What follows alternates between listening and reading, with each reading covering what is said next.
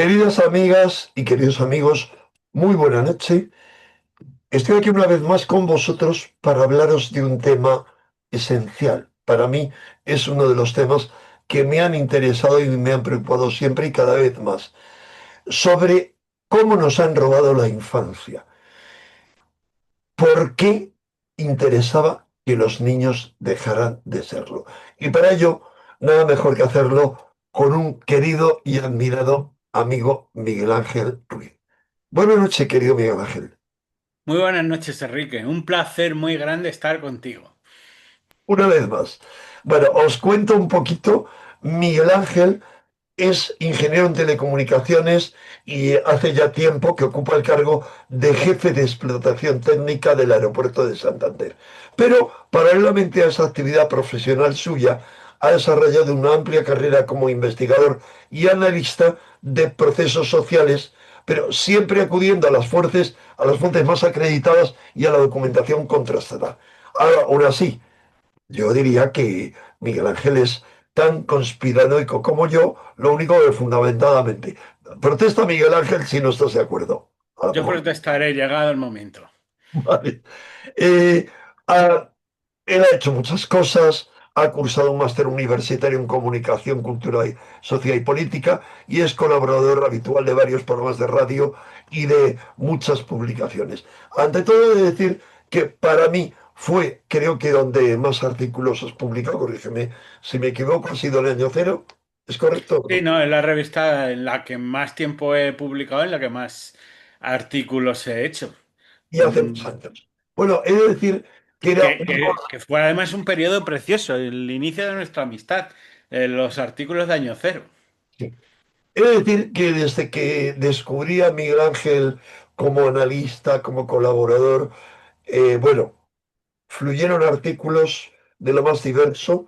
Miguel Ángel, que es muy escéptico en alguna otra cosa, lo vamos a comentar luego brevemente, por ejemplo, como un buen encargado de la seguridad aérea, él no está de acuerdo con los llamados chemtrails, que es incorrecto, o sea, las estelas de condensación persistentes. ¿Verdad que no estás de acuerdo en que eso sea, No, no, no, eso sea no. geoingeniería? ¿Tú aceptas que existe la geoingeniería?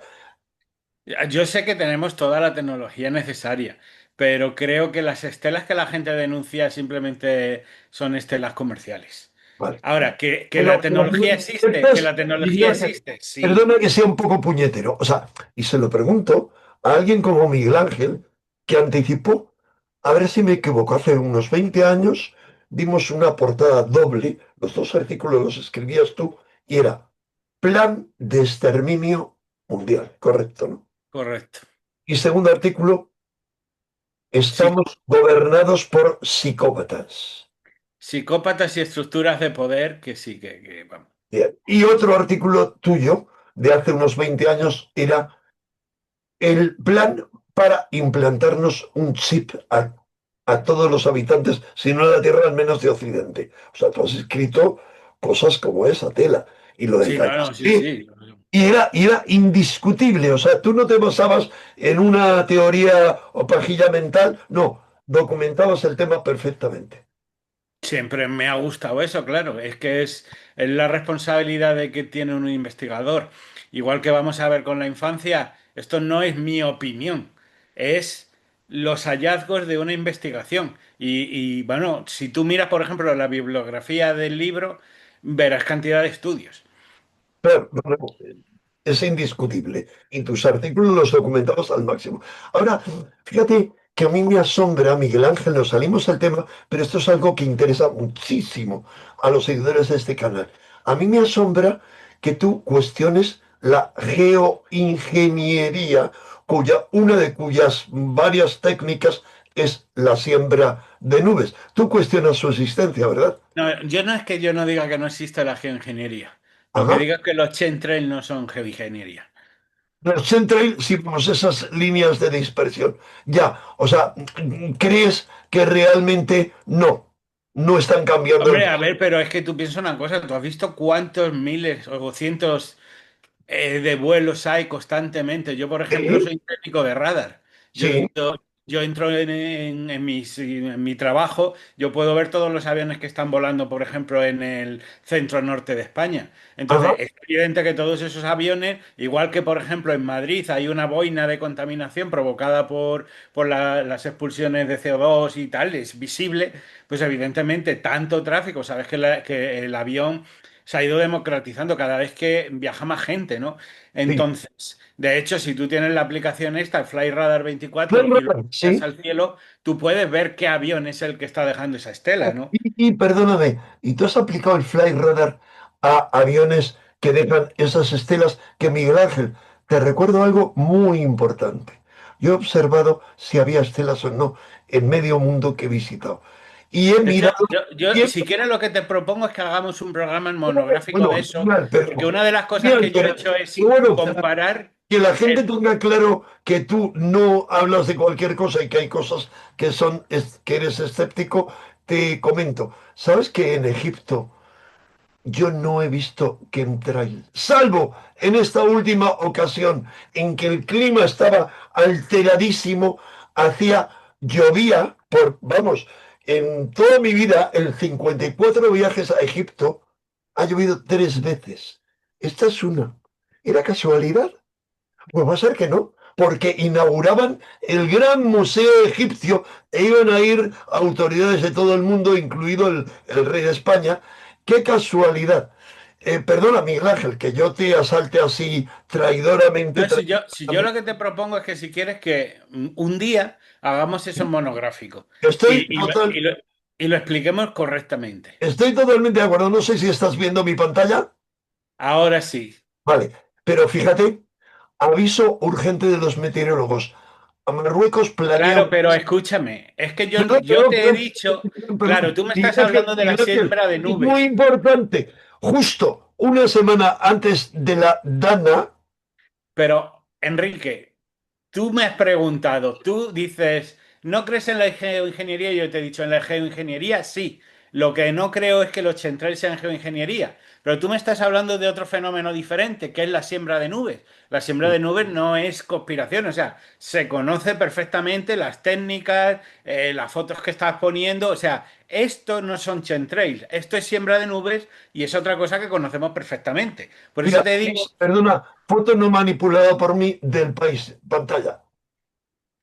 Perdona. No, pero que sí, sí, la siembra de nubes no hay duda, evidentemente. Otra cosa es que cualquier estela que vea la gente sea geoingeniería. ¿Existe la geoingeniería? Sí. ¿Son los chemtrails? No. ¿Por qué? Porque la gente confunde las estelas de los comerciales con esta geoingeniería. Pero yo eso no lo niego, evidentemente lo de la siembra de nubes.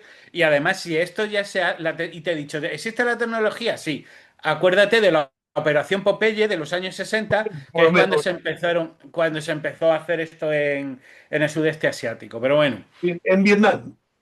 exactamente. Vietnam concretamente y antes. Oye, hazte una buena idea, en un futuro, yo lo que te propongo es un debate con de los conocidos pilotos que tengo, unos cuantos, el único amigo entrañable, luchador al máximo, piloto de combate, ha sido piloto en varias compañías, ha ocupado varios cargos en Iberia, en otros sitios, y él es defensor radical de que hay una manipulación. Así que ¿te Vale, parece? yo encantado Pues un debate con él de sería, debatir bueno, con él. extraordinario, porque serías tú un ingeniero en telecomunicaciones súper técnico en ese tema y él con su experiencia. Así que te emplazamos. Y vamos ahora al grano. Lo que quería era echarle un poquito de leña al fuego. Es que hay que calentar el ambiente, porque si no, hay gente. Eres un genio. No, es que vamos a ver. Miguel Ángel, no soy un genio, Lo soy eres. rebelde y soy un revolucionario o reevolucionario. Tú lo sabes muy bien, Revolucionario, sí, sí. tú lo sabes muy bien. No, no hablemos de la pandemia, porque ya sabes que... Anda que no me acuerdo yo una vez que estaba yo haciendo un artículo sobre el azúcar, que yo creo que fue el único artículo que censuraron, ¿no? No sé qué pasó, No, no, que te, vamos a que ver, te mira, pregunté el y veneno me, del azúcar, el puñetero veneno del azúcar en las bebidas azucaradas, porque es de pero cultura, una porque de, es una, de la publicidad. Ya una de está. las cosas que me sorprendió Es que te llamé por teléfono por el tema ese y me empezaste a dar fuentes, pero de cabeza. Mírate Sugar Blues, mírate no sé qué, y me empezaste a decir una serie de libros que yo ni sabía que existían y no te lo estabas preparando. O sea, era en una conversación privada y empezaste a decir bibliografía. Yo me quedé ese día, te lo digo, súper asombrado. Eres un crack, te lo Me, prometo. me quedo yo más asombrado porque no es un tema de los 100.000 que tocó de pasar. Hombre, Sugar Blues es un clásico. Es que Sugar Blues, la melancolía del azúcar, se agotó, lo retiraron del mercado. Pues, hay mucho interés, hay miles de millones por medio.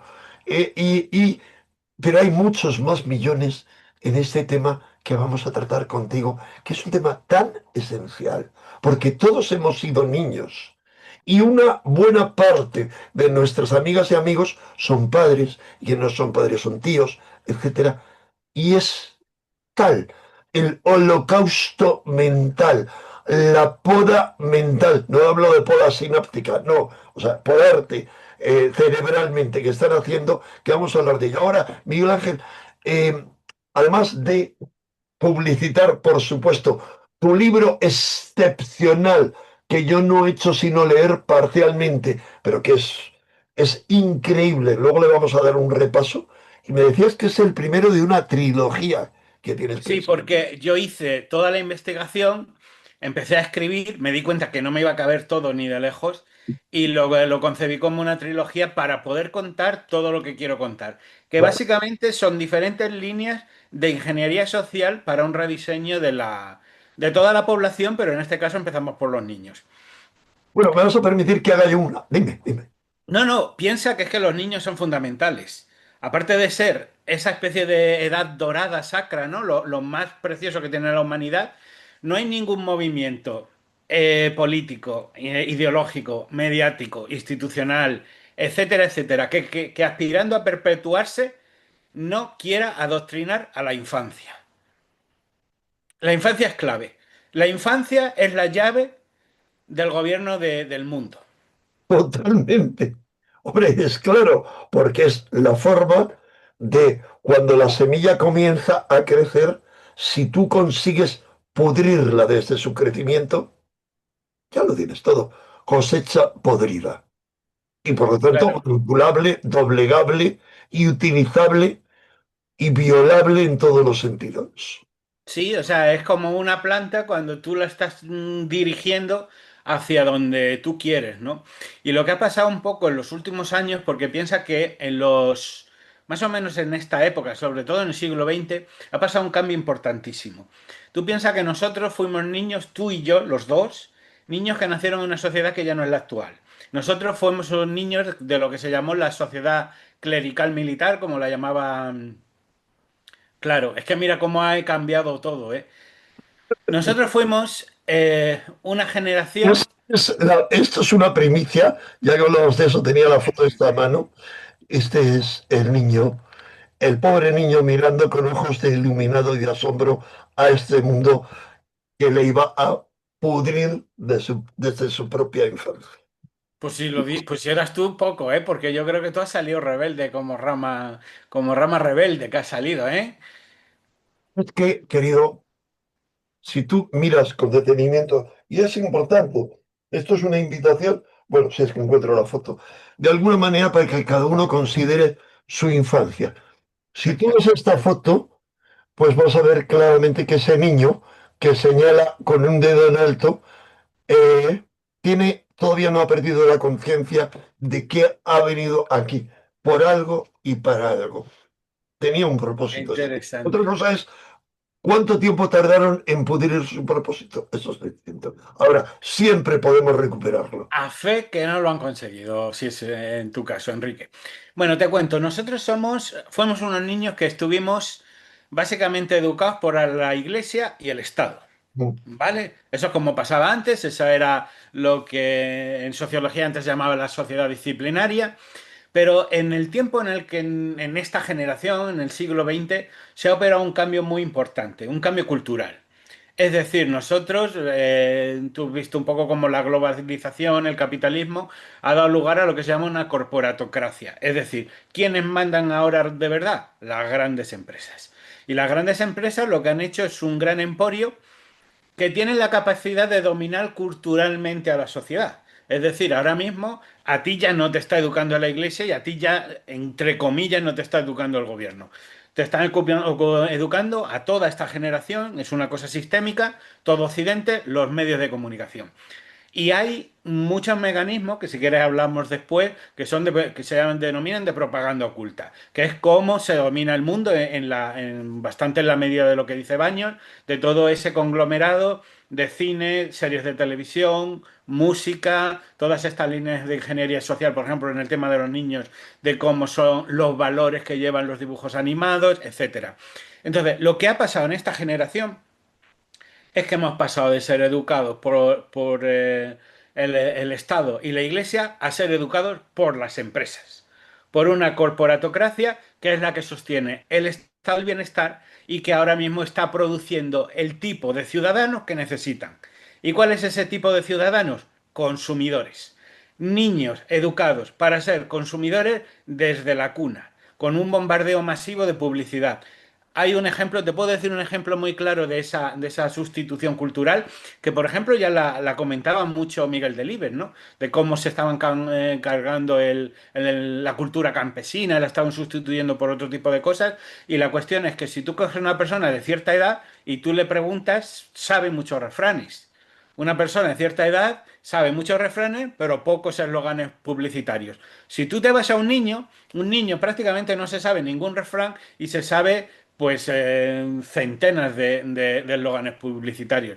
Hasta el punto de que, bueno, pues hacen estudios, se sabe que los bebés reconocen logotipos publicitarios, que los niños saben cientos de refranes, y entonces ha habido, como ves, una sustitución. Lo que antes era cultura popular, ahora es cultura comercial.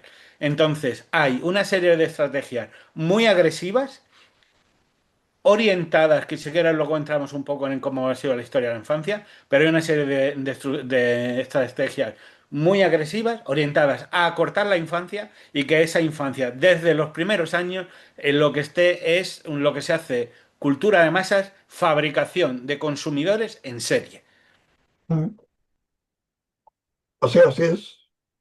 Oye, Sí, no, perfecto. no, perdona, porque es que no sabía si se había desconectado. Así es. Permíteme que te haga un par de comentarios, porque sabes que antes iba a hacer mi propia publicidad. Has hablado de las corporaciones. Tú sabes, y ese es un tema ahora comentaré, tú sabes que hace medio siglo ya hubo un gran filósofo de las élites que luego se convirtió en la mano derecha de cuatro presidentes de Francia, de la República Francesa, y que el último Macron dijo: Macron, mais oui, je le créé, yo lo he creado. Y que ese filósofo que se llamaba Jacques Attali, habrás oído hablar de él, obviamente, ya anunciaba hace casi medio siglo, 45 años, que después del imperio americano, que era el último imperio, la continuación del imperio romano, vendría un imperio de las corporaciones. Y esto que ya está a la vuelta de la esquina. Y te lo quería comentar porque debo recordar una vez más a nuestros amigos oyentes que es uno de los temas con lo que eso supone a nivel profético, a todos los niveles de la inteligencia artificial, de la noosfera. Voy a hablar este sábado junto con Emilio Carrillo en dos largas conferencias que daré por la mañana y por la tarde, más coloquios en ese encuentro al que ya se han inscrito 500, casi 550 personas, en la que todavía quedan un centenar de plazas presenciales. Hay que decir, les voy a dejar el enlace abajo, lo localizan fácilmente en Ecocentro, lo pueden también asistir online y si alguien se descuida en el último momento, puede acudir a Ecocentro. Empieza el sábado 22 a las 10 de la mañana, porque habrá seguramente todavía algunas entradas. Bueno, hecho el comercial, continuamos con esta poda que han hecho las corporaciones. Eh, Y te, Hablabas tú de centros de poder, yo te hablaría de Davos. Por ejemplo, Davos, incluso más que el Club Bilderberg, tiene una representación absolutamente de todo lo que es el capitalismo actual. Yo Davos lo estudié bastante, Davos, sobre todo para explicamos, perdona, es el Foro Económico Mundial que se celebra en el Foro Suiza. Económico Mundial de Suiza, Davos, que lo llamamos también el Foro de Davos, y que, bueno, yo precisamente lo estudié muy a fondo para un artículo de Año Cero, el Gran Reset, ¿Mm? acuérdate de esa cuestión, y una de las cosas que me llama Perdón, mucho perdón, la Miguel atención. Ángel. ¿Hace cuántos años anunciaste tú en año cero el gran reseteo de la economía que se estaba preparando? ¿Hace Puede ser dos mil 15? diecinueve, ¿1000? no, 2019 creo. No, 19 no, porque te recuerdo que yo me jubilé en 2015 y lo publicaste estando yo en la revista. O sea, Fue antes, antes. claro, no. O sea, mínimo hace 11 años. Cuenta, cuenta, cuenta eso. Pero no, pero mira, ahí hay una cuestión muy, muy curiosa con Davos, ¿no? Porque es que a mí la gente me dice, no, porque ya sabes cómo es la gente. Hay gente que piensa que todo son conspiraciones y gente que nada son conspiraciones. Pero cuando tú estudias Davos hay una cuestión. Davos en principio de lo que debería de ser, aparte de que lo que llaman esa plataforma de colaboración público-privada, que eso es un eufemismo de lobby, eso es un eufemismo de lobby. Acuérdate que al final donde quien está en Davos es toda la industria. Entonces, cuando se juntan comerciantes, tú lo que esperarías son ver que están hablando pues de nuevos mercados, de regulación, de normativa, de mercados emergentes. Davos no va de eso, ¿eh? Davos habla de gobernabilidad mundial. Totalmente. Gobernabilidad mundial, pero en el sentido del capitalismo defendiéndose, es decir, cuáles son los problemas que podemos tener en una década, cuáles son los eventos de cisne negro que podemos tener en los próximos 5 años, etcétera, etcétera, etcétera. Entonces, cuando los manufactureros del mundo en realidad están hablando de la estabilidad del capitalismo, es porque ellos son los que están controlando absolutamente ya todo el planeta. Y eso es. Totalmente. Totalmente. Entonces, Cuenta, perdona, define, me vas a perdonar que yo te interrumpa, prefiero no charlotear, pero ¿qué es un cisne negro? un cine negro son aquellos eventos que en principio acaban siendo impredecibles para el sistema. Por ejemplo, luego, al margen de que alguien pueda pensar que hay unas cosas que están provocadas o no, pero un cine negro pudo ser, por ejemplo, la crisis de las perdón, de las hipotecas subprime en 2007, que fue, acuérdate, aquel colapso del capitalismo que se fue cayendo, que no sé qué, a partir de la caída de Lehman Brothers, que luego produjo una caída en cadena de todo el sistema bancario occidental, que Sí. luego llevó a los salvatajes de la banca, etcétera, etcétera, pero que era un desequilibrio inherente al sistema que estaba en la superestructura, pero que nadie pudo predecir. Técnicamente la pandemia era eso, técnicamente la pandemia era eso. Lo que Sí, pasa es que sí, tú piensas que perdona, la es un pandemia. ejemplo, la pandemia, diría yo, una vez más, yo siempre sabes contracorriente, pero el 11 de septiembre fue otro cisne negro, ¿no? En teoría sí, claro, claro, o sea, son de ese tipo. Lo que pasa que luego los cisnes negros, la pregunta es si están planificados, pero incluso si no lo están, se les instrumentaliza sobre la marcha.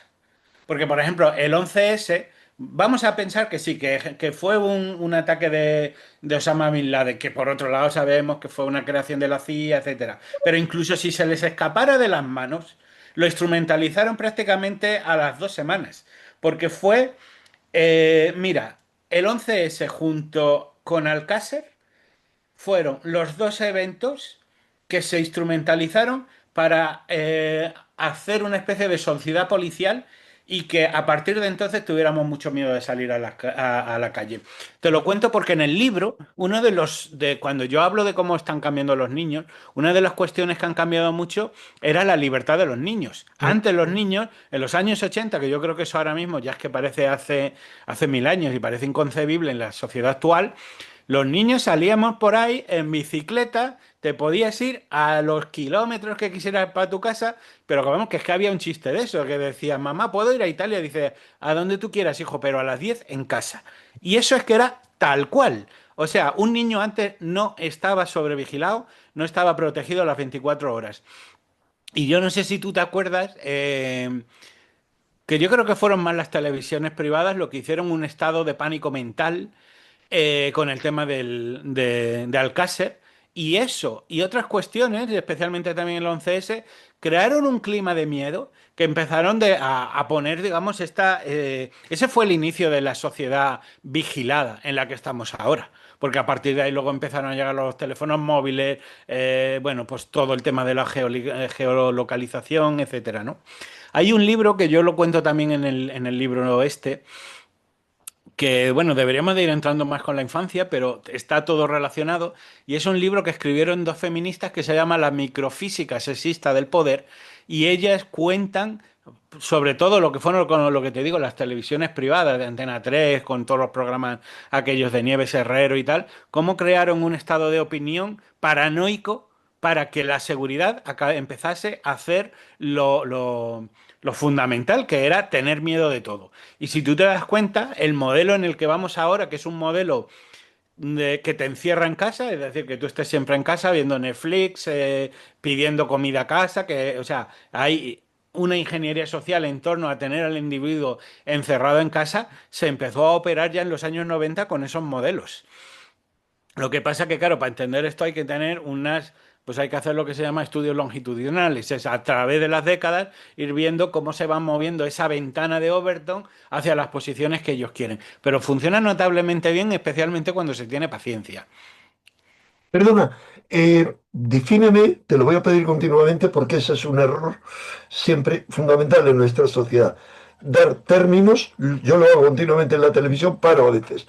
¿Qué es una ventana de Overton? ¿Y Una cómo es? ventana de Overton es una especie de paradigma deslizante de lo que es aceptable. Es decir, cada generación admite unas cosas y rechaza otras, ¿vale? Entonces, la ventana de Overton, digamos, es como si fuera una especie de cuadrito que se va moviendo a lo largo de los años y las décadas, en el cual se opera el cambio social. Vamos a pensar que tú lo que quieres es hacer más tonta a la sociedad. Y tú partes de un punto, es decir, por ejemplo, los años 80.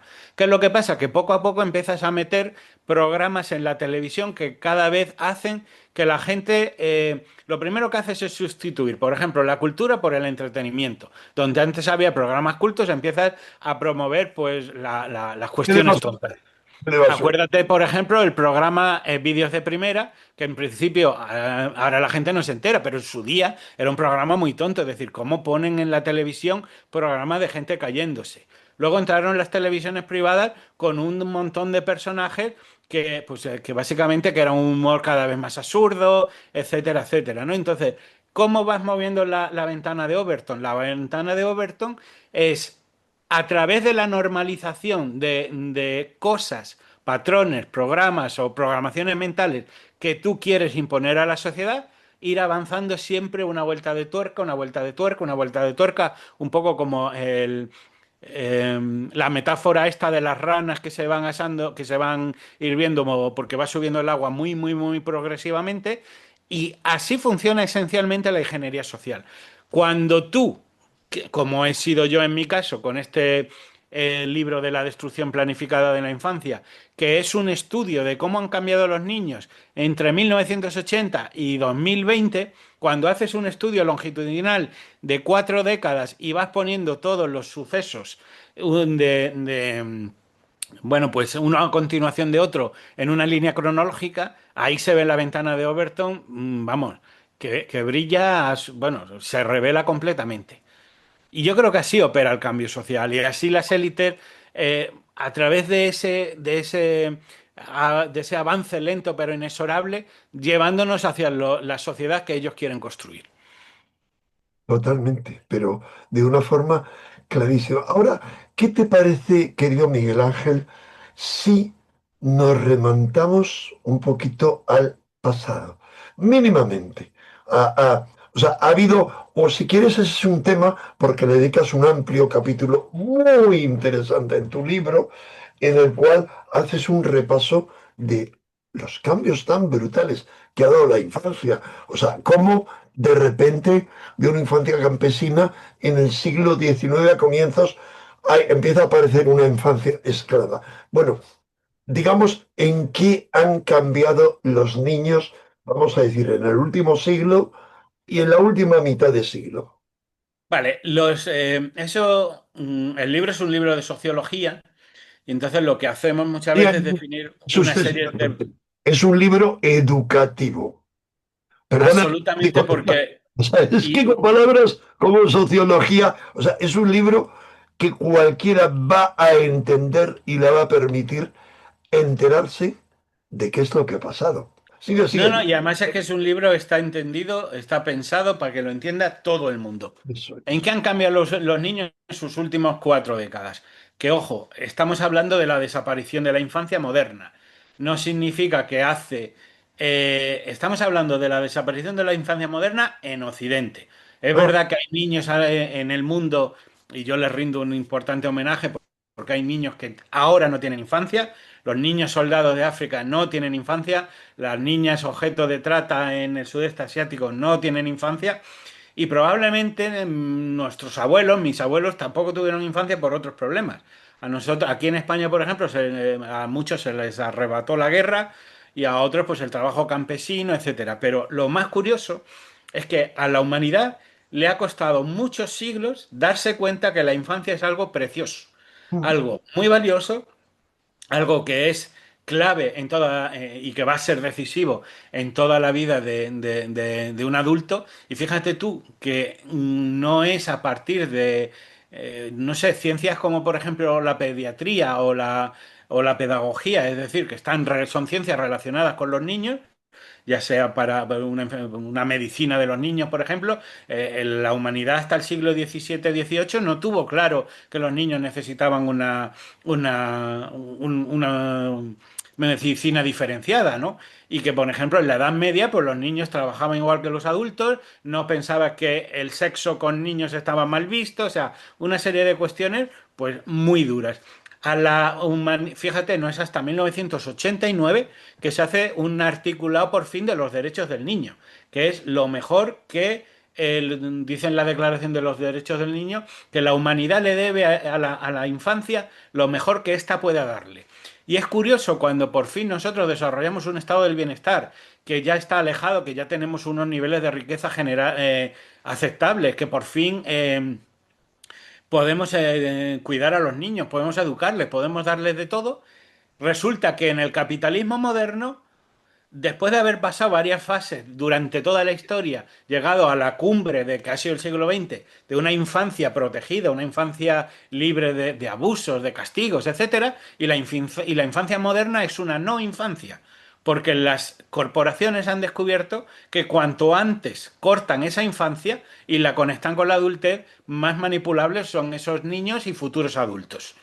Entonces, ¿en qué ha cambiado la infancia en el periodo de estudio que hemos hecho en el libro? Pues mira, lo primero es la inocencia o la ingenuidad.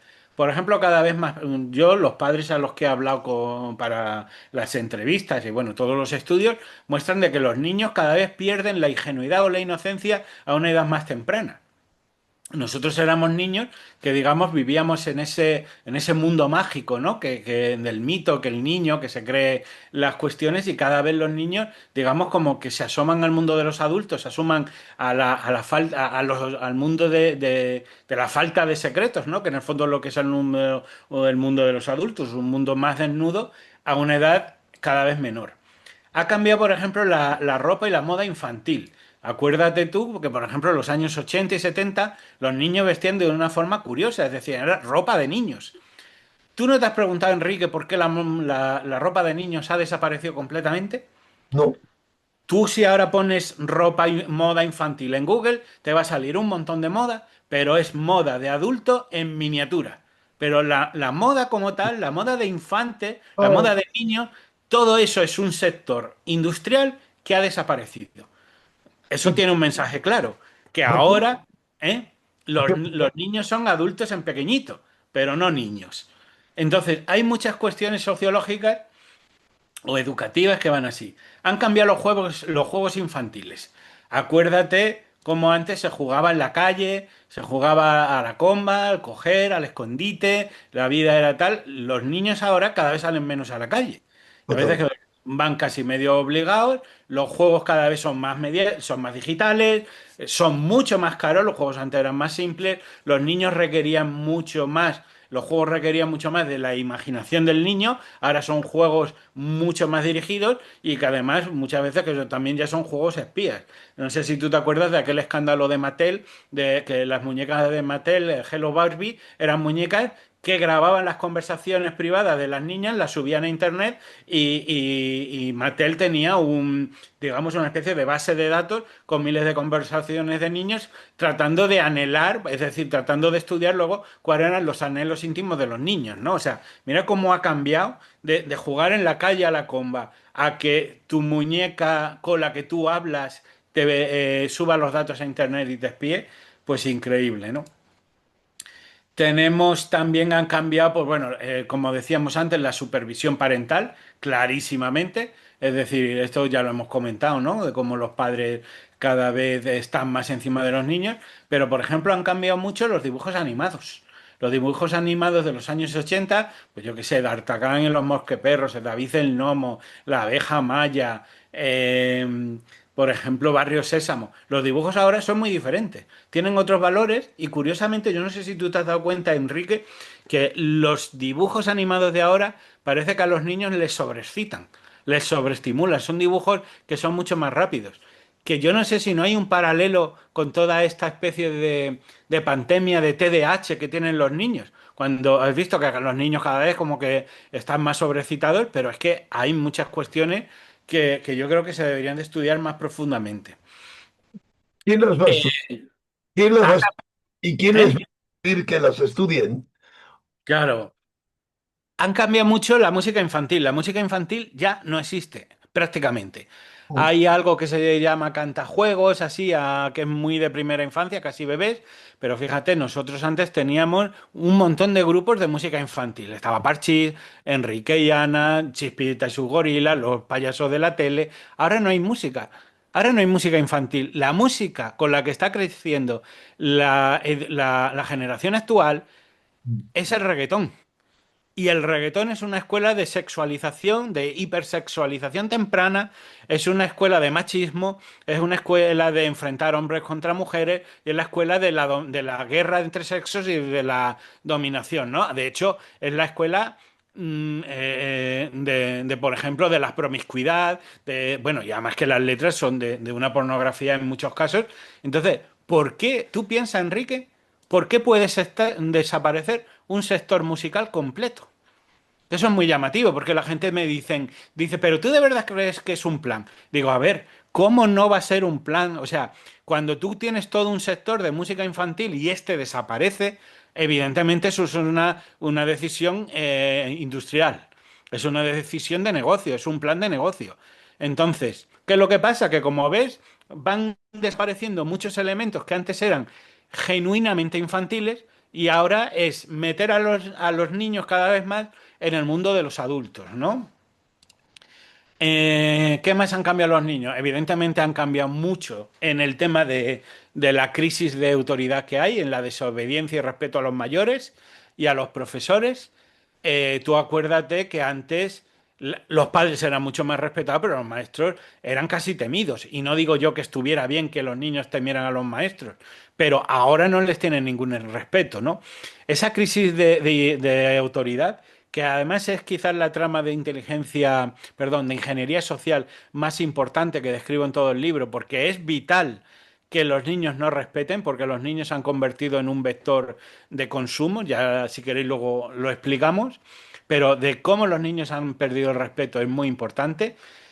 Y bueno, y básicamente son esos, ¿no? Luego tenemos un poco más lo que es la sobreprotección de los niños, eso también ha cambiado mucho.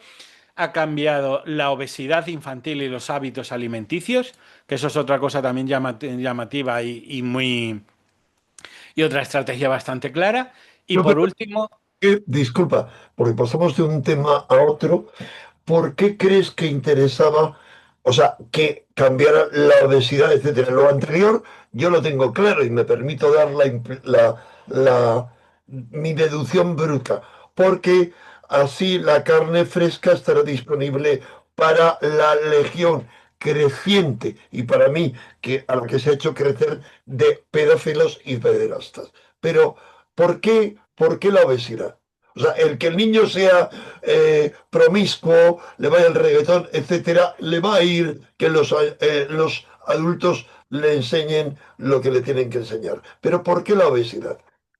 Por dos cuestiones. Primero, porque, por ejemplo, hay tesis doctorales aquí hechas en España de lo que se llaman emplazamientos de anuncio y ellos se dan cuenta que todos los dibujos animados promocionan comida basura, o sea, Total, pizzas, hamburguesas, etcétera, etcétera. Y luego porque por otro lado, como hemos encerrado a los niños en casa y les estamos dando comida basura, pues evidentemente cada vez salen menos a la calle, corren menos, etcétera. Entonces hay unos patrones de obesidad muy superiores a los que había en los años 80, también en la adultez, ojo, ¿eh? Pero claro, clarísimo, nosotros antes no teníamos esa comida procesada. ¿Por qué la comida procesada? Porque la comida procesada es la comida de las corporaciones, no es la comida sana que tú cocinas, ¿no? Entonces, promocionar ese tipo de comida al final son muchos millones de beneficios. o Y sea, ojo, que quien ha sido la punta de lanza de la investigación con niños ha sido McDonald's.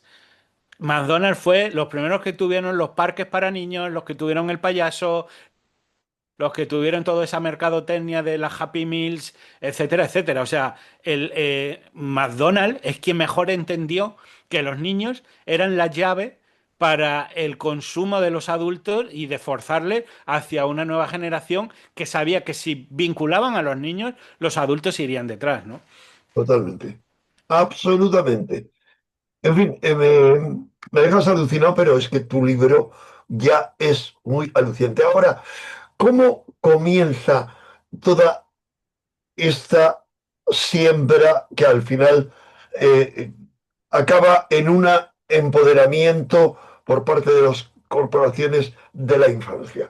¿Cómo Vale, comienza ya de consumo a avanzar? Uno y dos, paralelamente, si puedes, ¿crees que además del puro enfoque, la pura explicación sociológica, crees que hay algo más? Porque yo siempre, sabes, que veo la visión, digamos, no la criptopolítica, en este caso el criptomanejo, no, sino la metapolítica, el metamanejo que hay más allá.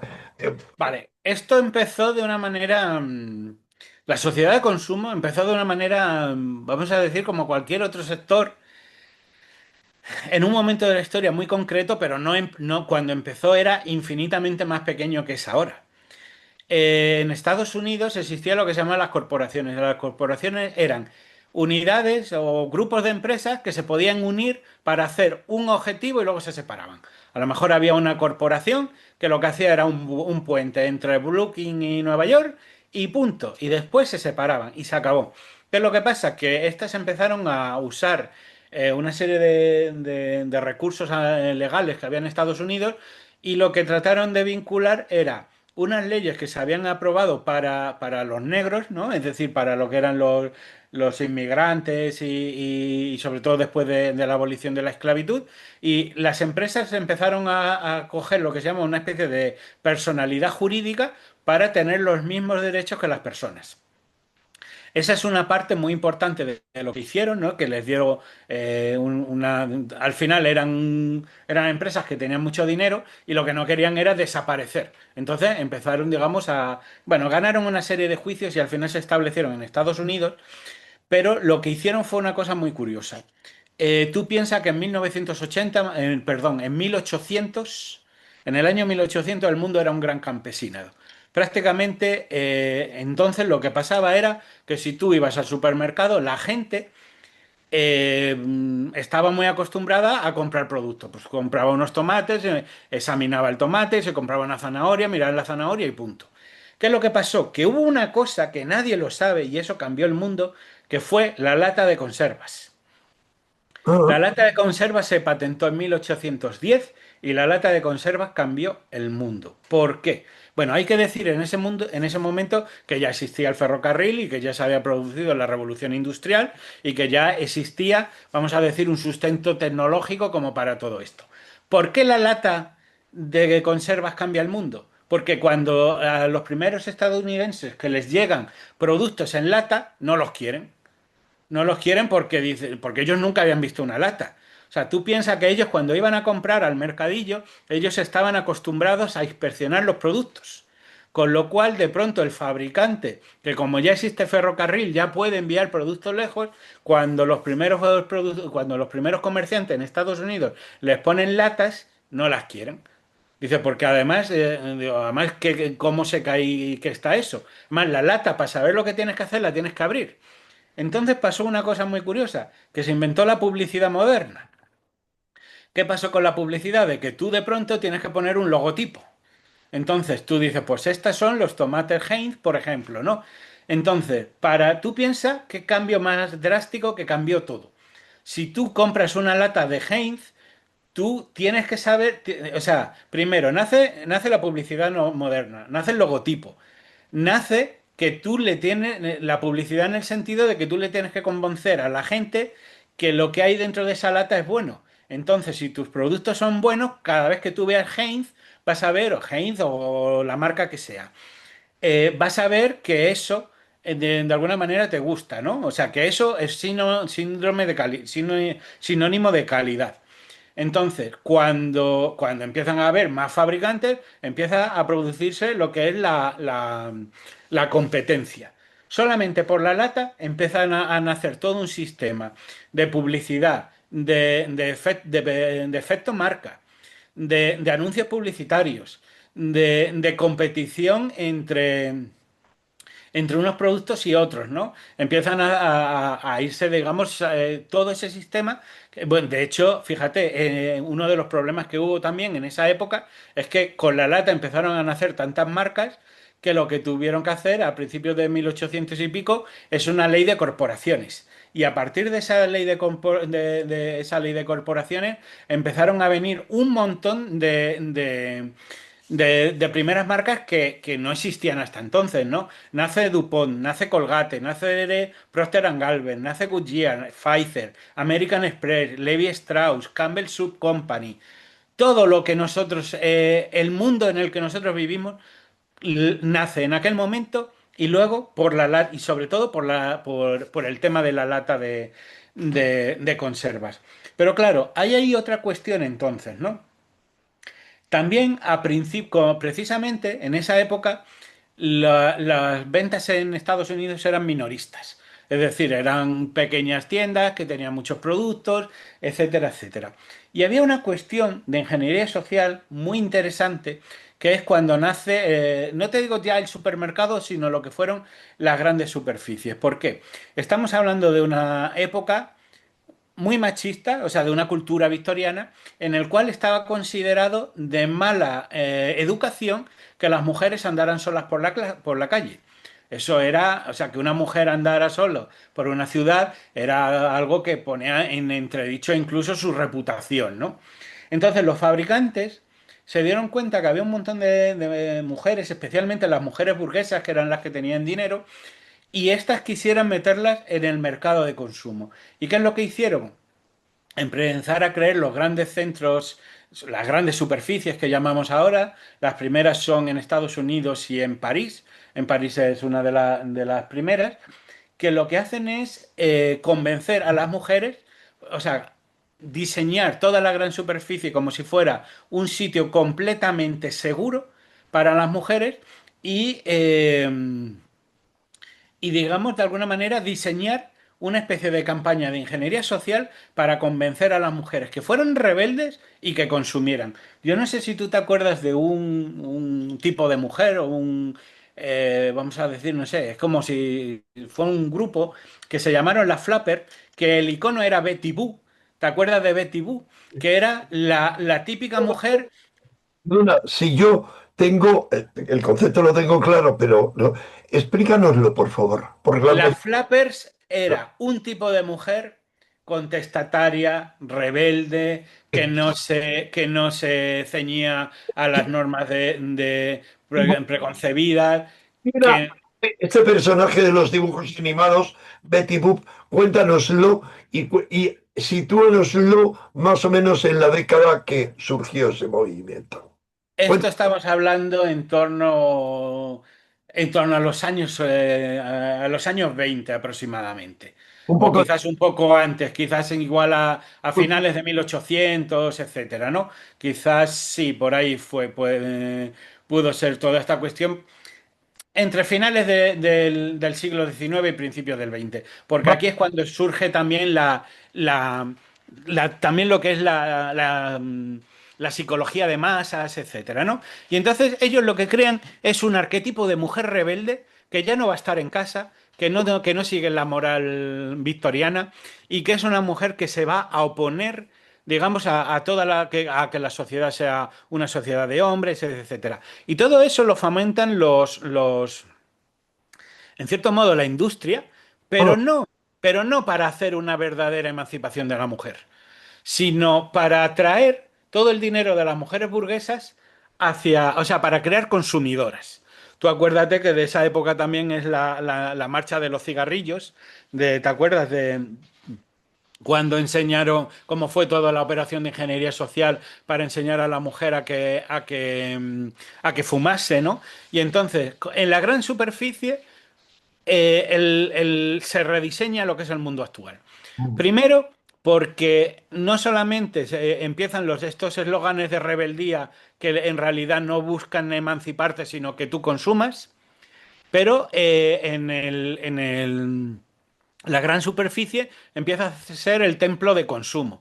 Es el templo en el que tú vas y, por ejemplo, a las mujeres las enseñaban cómo vestir, cómo maquillarse, cómo les empiezan a meter todo el tema de la moda. Empieza la obsolescencia percibida como moda, porque la obsolescencia es que la ropa del año pasado ya no te valga este. Porque el año pasado, por ejemplo, los pantalones son anchos y este año son estrechos. Si el año pasado el cinturón es ancho, este año es estrecho. Y entonces van cambiando las percepciones, van haciendo, bueno, ahí es donde se empieza a inventar todo lo que es el marketing moderno, que es el layout de tiendas, de cómo se empieza a estructurar todo. Tú sabes que en los supermercados los productos básicos están al final y digamos los superfluos al principio, para que tú tengas que recorrer todo el supermercado. Empieza lo que es toda la mercadotecnia que tenemos ahora de, por ejemplo, Halloween, no sé, de San Valentín, de todas las épocas, del colegio, de no sé qué, todas esas historias las van creando entonces, ¿no? Surgen también la segmentación moderna de si productos solamente para hombres, productos solamente para mujeres, lo que luego se llamó la tasa rosa, ¿no? Que son ese sobrecoste que tienen los productos rosas porque están orientados a mujeres. Empieza la publicidad dirigida en principio a los padres de familia, pero aquí ya estaban involucradas las mujeres, ¿no? En esa época surge toda la mercadotecnia actual, que ahora es más sofisticada, pero que ya existe en ese momento, y que además se une con otra cosa, que es la unión primero, o sea, ellos tenían, bueno, la imprenta es evidentemente mucho más antiguo, ¿no? De 1600 y pico, pero en esta época lo que nacen son las corporaciones, primero de radio y luego de televisión, que desde el principio estuvieron asociadas a la publicidad de marcas. Y llega un momento en el que todos estos sectores emergentes se empezaron a amalgamar en una cuestión que yo creo que, por ejemplo, en una cuestión de que ahora son las grandísimas empresas que hay, que son empresas que tienen tanto discográficas como productoras de televisión, como grandes almacenes, como fabricantes, y es en estos dos siglos donde se crea el mundo actual, a partir, como he dicho, de conservas, pero luego con la aparición del gran supermercado y luego la televisión y la radio y la televisión y sobre todo muchos estudios sobre cómo se podía influir sobre la gente. Tú piensas que también en esta época ocurre una cosa, que es la gran crisis. La gran crisis, acuérdate, el crack de 1929, después de que fue el final de los tristes años, de los trágicos años 20, y en el que ocurre una cosa muy curiosa, y es que en aquel momento la estrangulación del crédito, como fue un crack mundial, los publicistas tienen que hacer un verdadero esfuerzo para tratar de convencer a la gente que consuma, ¿no? Entonces, acuérdate, acabada la Primera Guerra Mundial, lo que hacen es sustituyen la propaganda de guerra por propaganda de consumo. Pasan de aquel tío Sam de decir queremos que tú vengas a la guerra a decir si quieres que ser un buen americano, consume. Y esa es la semilla del mundo actual en el que lo que hemos visto son, yo lo llamo corporatocracia, unido a unos gobiernos que luego al final acaban siendo toda una amalgama de lo que es el estado del bienestar o la sociedad de consumo, que es una corporatocracia donde hay una armonización absoluta de objetivos entre medios de comunicación, fabricantes, publicistas y expertos de marketing orientados a una cosa que por primera vez en la historia de la humanidad pasa, y es que por primera vez en toda la historia de la humanidad los comerciantes, es decir, las empresas tienen más poder que los políticos y entonces empiezan a ejercer un dominio cultural que es lo que el mundo, que es ya la culminación de todo este proceso histórico que acabo de describir y que están por primera vez en toda la historia de la humanidad capaces de ser ellos quienes adoctrinen a los nuevos ciudadanos. Por eso es tan importante un libro que nació en Estados Unidos en 1982 que se llamó La desaparición de la infancia, escrito por un profesor de universidad neoyorquino, Neil Postman, que él ya habla por primera vez en 1980 que la desaparición de la infancia estaba ocurriendo en Estados Unidos. Evidentemente, porque todas estas técnicas se estaban poniendo ya en marcha desde 1950 y a nosotros pues nos ha llegado, bueno, pues unos años tarde, porque sabéis que esto al final es un modelo de ingeniería social que aplica a Estados Unidos, que luego expande a todo el mundo. Y tengo que decir que probablemente mi libro llegue 25 años tarde porque ya en el año 2000 se podía haber escrito un libro así en España. Lo curioso es que desde 1980 ahora, a 2025, que yo sepa, no se ha vuelto a escribir en ningún otro lado, que yo sepa, un libro como este sobre cómo están cambiando los niños o cómo ha sido la desaparición de la infancia. Solo Postman o yo. Y Perdón, pero perdona, te pregunto, Osman es un norteamericano. sí, ¿quién? Osman, Osman. sí. Postman, sí, Postman es norteamericano, claro, evidentemente. ¿Por qué hablas de España? Es decir, él publicó primero el libro en Estados Unidos. Claro, no, pero bueno, el libro de Postman llegó a España. No, ha Lo que te quiero decir que Estados Unidos va unos 20, 25 años por delante de nosotros. no ha habido ningún libro desde el de Osman hasta el tuyo, clarísimamente. Pero, y a mí eso me llama mucho la atención porque, a ver, Enrique, tú conoces muy bien el mundo editorial. Tú Claro, sabes, tú sabes que hay a veces miles y a veces decenas de miles de libros del mismo tema. O sea, claro. ¿cuántos libros se puede haber, no sé, de espiritualidad, de ovnis, o sea, es que cada tema, hay Pues, tantos libros de cada tema. ¿Cómo puede ser que un libro tan vital como es cómo se transforma la infancia apenas haya ningún tipo de literatura prácticamente en todo Occidente? perdona, yo te lo respondo porque no interesa. De hecho, tu libro lo has editado con una editorial menor, una editorial maravillosa, que es la editorial de un buen amigo, Carlos Fernández. Pero te hubiera sido una editorial grande y hubieras dicho, no, no interesa. No, no interesa porque hay una serie de intereses detrás.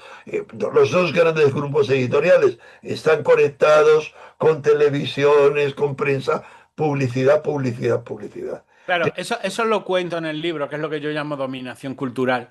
Y como todo ese sistema de anunciantes, fabricantes, anunciantes y medios de comunicación están armonizados frente a los mismos intereses y al final participan en el mismo rediseño de la infancia. Al igual que los políticos saben a quién tienen que servir, que no es precisamente al pueblo, es decir, a sus votantes. Por supuesto, claro.